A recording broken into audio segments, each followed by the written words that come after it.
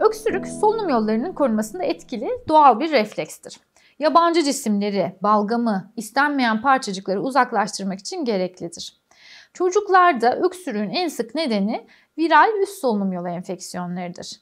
Küçük çocuklar yılda ortalama 6 ila 8 kez öksürüğün eşlik ettiği üst solunum yolu enfeksiyonu geçirebilirler.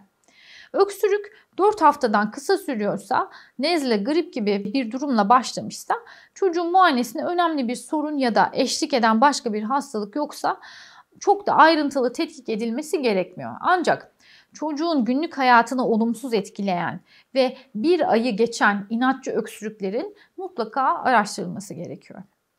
Öksürüğün başlangıç şekli, öksürük ile birlikte balgam ya da hırıltı, hışıltı gibi seslerin eşlik edip etmediği, nefes almada zorluk, sık ve zorlu nefes alıp verme, öksürüğün akşam ya da sabah saatlerinde artış göstermesi, geceleri horlama, burun akıntısı, burun tıkanıklığı, baş ağrısı olup olmadığı, alerjik bulgular ve egzama varlığı, tüberküloz yani veremli biriyle temas edip etmeme öyküsü.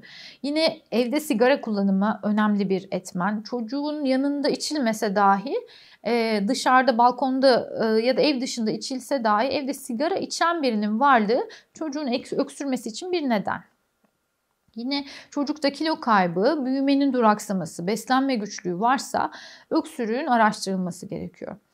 Egzersiz sırasında öksürüğün artış göstermesi gibi detaylara dikkat edilmeli.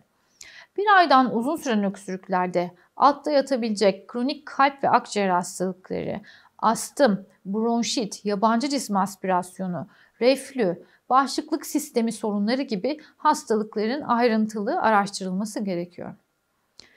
Dikkat çekmek istediğim bir diğer konu da öksürüğün altında yatan neden saptanmadan öksürük refleksini baskılamak için kullanılan bir takım bitki özleri veya öksürük şuruplarındaki tehlike. Bu durum maalesef sıklıkla hekim önerisi olmadan ailelerin sıklıkla başvurduğu öksürük şurupları nedeniyle çocukların çok ciddi zarar gördüğünü görmekteyiz.